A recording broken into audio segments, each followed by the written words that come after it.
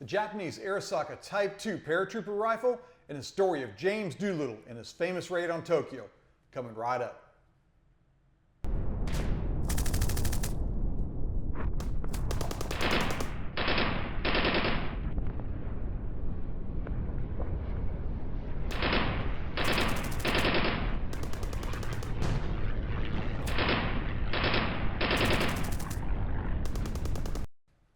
Hello, I'm Ken Klaus for Unboxing Military History. Today we have a special video because we're featuring the scarce and desirable World War II Japanese Arisaka Type 2 rifle specifically designed for paratrooper usage, and the story of James Doolittle and his famous first strike raid on Imperial Japan right after Pearl Harbor. But first, let's get to this unboxing.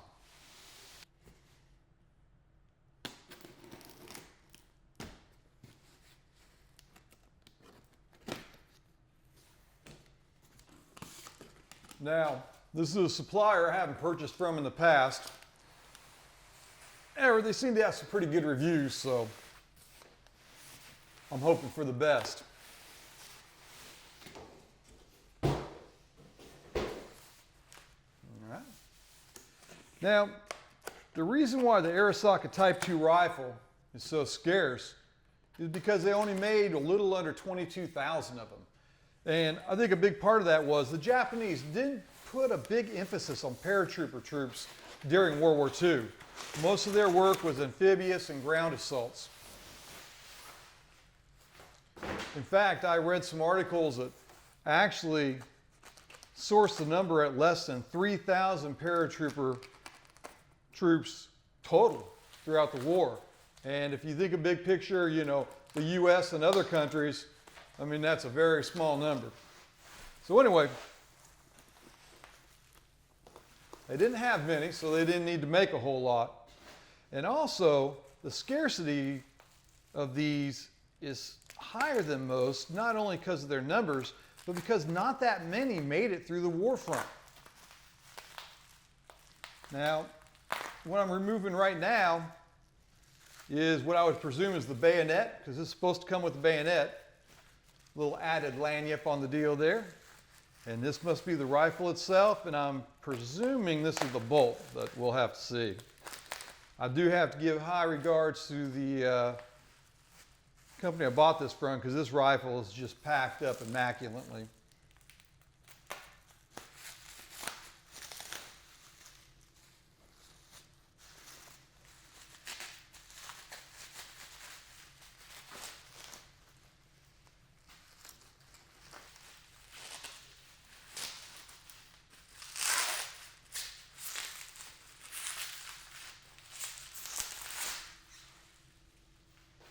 Whoa.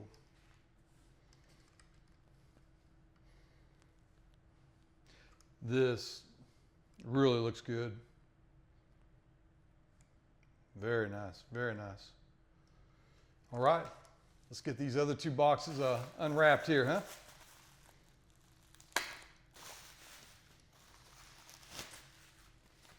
Woo. Bayonet with a full frog. Sheath looks excellent. Scabbard. Wow.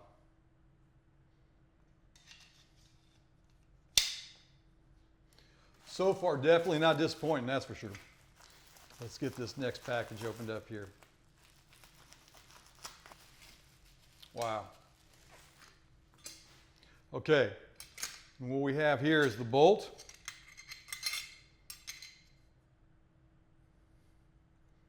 It's looking pretty good. Got a few wear marks, but nothing significant. And here we have the dust cover. We're going to talk a little bit more about this later. It definitely does look like an original, though. Okay, got it all opened up and everything. And like I said, definitely not disappointing. A beautiful piece. And let's get this bad boy all put together here.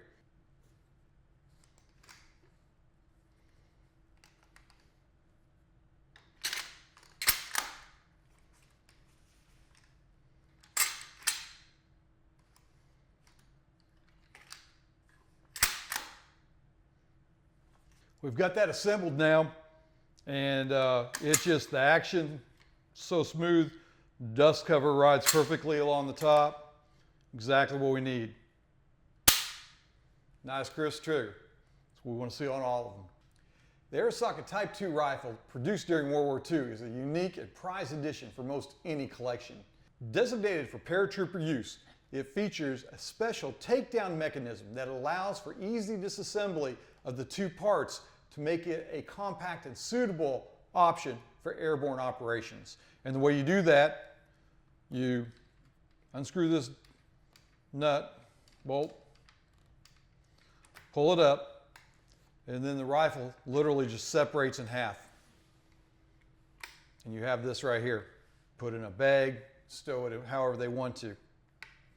And it goes together just as easy.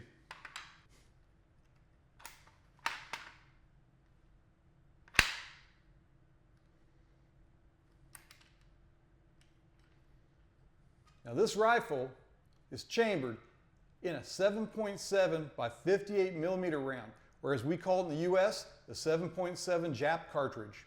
It's a hard-hitting and robust round, known for its accuracy and stopping power.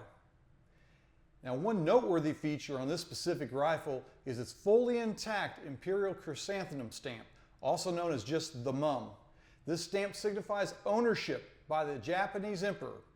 Many rifles had their MUM defaced or ground off completely by Japanese soldiers before surrender as a final act of loyalty and honor to their emperor. So any Arisaka rifle with a fully intact, untouched MUM is going to have a much greater value than that's been defaced. Below the MUM, we have a stamping that denotes the rifle model, and in this case it does say Type 2 or Model 2, depending how you translate it. Here on the side receiver, we have a Nagoya arsenal mark, indicating where this rifle was manufactured. This textured knurled bolt design provides a better grip for the user during operation, and is especially useful under adverse conditions where the grip may be compromised. This rifle still has its sliding metal dust cover over the bolt assembly. This dust cover was designed to protect the internal components from dirt, debris, and the elements. It was especially useful in the humid and rugged environments of the Pacific Theater War of World War II. However, many soldiers found this dust cover to be noisy during operation, leading many to remove it in the field. Consequently, rifles with an original dust cover are even more valuable to collectors, as many covers have been lost and discarded. In fact, when you see a dust cover on an Arisaka rifle, quite often they are post-war replicas. Now, I don't have a problem with that personally, as long as they're not being represented as original World War II parts. I think it's very important that we don't misrepresent these things, and we actually identify any new or replacement parts that had to be added to the rifle. Now, both the Type 2 and the Type 99 have a unique anti-aircraft rear sight design that reflects the Japanese military's emphasis on versatility in combat. Now, to a great extent, this was just wishful thinking by the designers.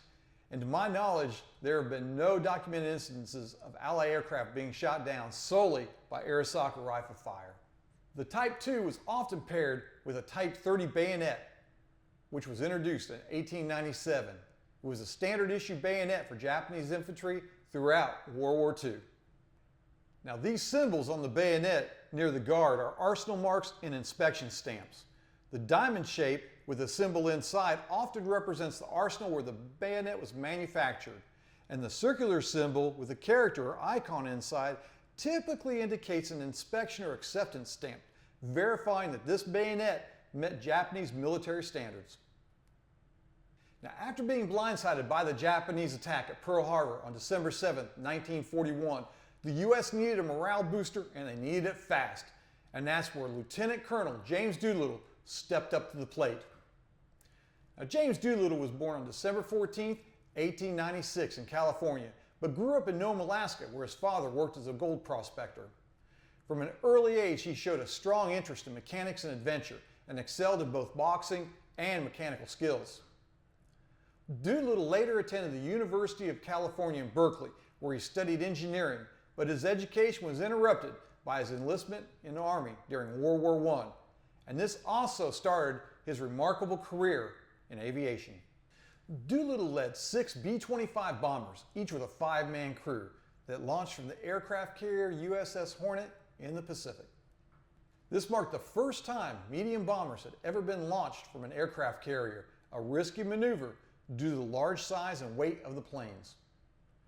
The mission aimed to strike at Tokyo and other Japanese cities and to lift American morale and demonstrate Japanese vulnerability to U.S. air attack. Each plane carried 4 500-pound bombs intended to target military and industrial areas throughout Japan.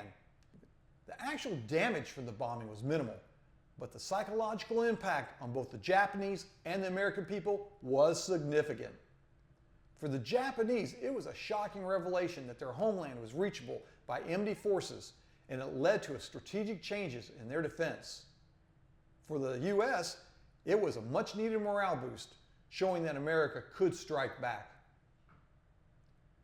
The mission had been planned with the expectation that after bombing, the planes would land in areas of China that were not yet occupied by the Japanese forces. However, the bombers were forced to launch early due to the fact that they'd been spotted by Japanese patrol boats, and this left them with insufficient fuel to reach their intended airfields, making the journey even that much more dangerous.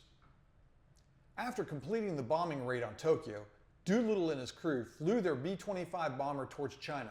However, due to low fuel, they were forced to bail out over occupied China. All 5 members of Doolittle's crew survived, and they were eventually assisted by Chinese civilians and resistance fighters. The Chinese helped Doolittle and his men escape the Japanese occupied areas, ensuring their safety and eventual return to Allied lines. Of the 80 airmen who started this mission, 3 died in crash landings, 8 were captured by the Japanese, and 1 crew landed in Soviet territory and was interned by Russian officials to be returned to the U.S. about a year later. Doolittle himself thought the mission had been a failure, as he had lost all his planes and expected to be court-martialed upon his return. But instead, he returned home as a national hero and was promoted 2 ranks to Brigadier General for his leadership and bravery. The Doolittle Raid remains an iconic moment in World War II history, remembered for its ingenuity, courage, and significant morale boosts to the American people during a challenging phase of the war. Doolittle remained a public figure until his death on September 27, 1993, at the age of 96.